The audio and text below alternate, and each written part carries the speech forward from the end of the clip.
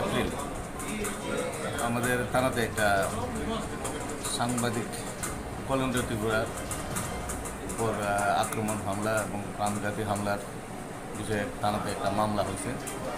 সেই মামলার মেইন যে অভিযুক্ত ধনমন ত্রিপুরা, কালকে রাত্রে গভীর রাত্রে তাকে তার বাড়ি থেকে আমরা ধরতে সক্ষম হয়েছি এবং আজকে তাকে আমরা আদালতে পাঠাবো এবং এই বিষয়ে আমরা ইনভেস্টিগেশন চলছে।